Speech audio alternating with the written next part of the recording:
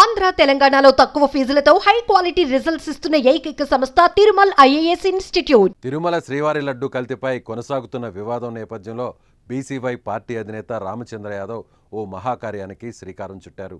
తిరుమల పరిరక్షణ పేరుతో పాదయాత్రను ప్రారంభించారు. శుక్రవారం ఉదయం ఈ పాదయాత్ర ప్రారంభమైంది.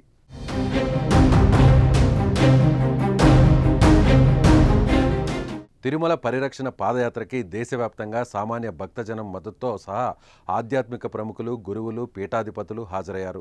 పొంగనూరులోని హనుమతరాయ దిన్నె వీరాంజనేయ స్వామి ఆలయం వద్ద ప్రారంభమైన ఈ కార్యక్రమానికి శ్రీ రామానుజాచార్య వంశ పరంపర శ్రీ యదుగిరి యతిరాజ్ మఠాధిపతి శ్రీ శ్రీ శ్రీ నారాయణ రామానుజ జీయర్ స్వామి, అలాగే శ్రీ మహంత్ కళ్యాణ్ దాస్ జీ మహారాజ్ విచ్చేశారు. శ్రీపీఠం వ్యవస్థాపకులు, ప్రముఖ ఆధ్యాత్మిక గురువులు శ్రీ పరిపూర్ణానంద స్వామీజీ కూడా విచ్చేశారు. త్రిశక్తి మంత్రాశ్రమ సిద్ధయోగులు, శాక్తేయ సాంప్రదాయ సదాచార సంపన్నులు శ్రీ శ్రీ శ్రీ ఆడిదండి శక్తి శ్రీ భగవతి మహారాజ్ స్వామివారు ఈ తిరుమల పరిరక్షణ పాదయాత్రలో పాల్గొని రామచంద్ర యాదవ్కు మద్దతు పలికారు. శ్రీకృష్ణ యాదవానంద స్వామీజీతో పాటు కంచిపీఠం నుండి గురువులు, స్వామీజీలు, ఇతర ప్రాంతాల నుండి ప్రముఖ స్వామీజీలు తరలివచ్చారు.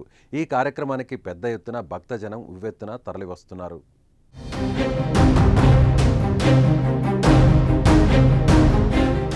ఏడు డిమాండ్లతో ఏడుకొండలవాడి చెంతకు వెళ్తున్నారు రామచంద్ర యాదవ్. తిరుమలలో జరిగిన అపచారాలు, అవినీతి అక్రమాలపై వెంటనే సమగ్ర విచారణ జరిపి 100 రోజుల్లో దోషులను శిక్షించాలని ఆయన కోరుతున్నారు.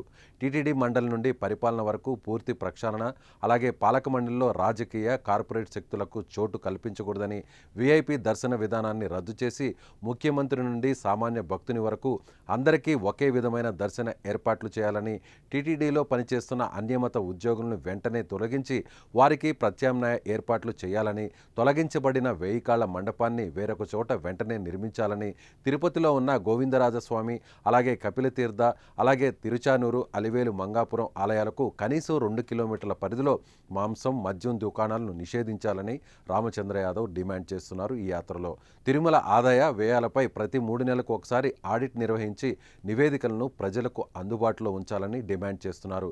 తిరుమలలోనే గోశాల ఏర్పాటు చేసి తద్వారా సొంతంగా డైరీ నిర్వహించి ఆ నెయ్యిని మాత్రమే స్వామివారి ప్రసాదాలలో వినియోగించాలనే డిమాండ్లతో రామచంద్ర యాదవ్ పాదయాత్ర కొనసాగుతోంది.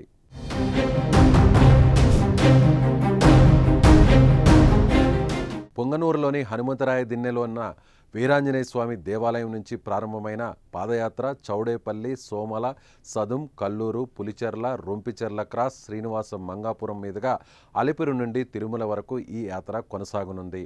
ఈ నెల 30న ఉదయం 9:15 అలిపిరి నుంచి తిరుమల మెట్లోత్సవం జరగనుంది.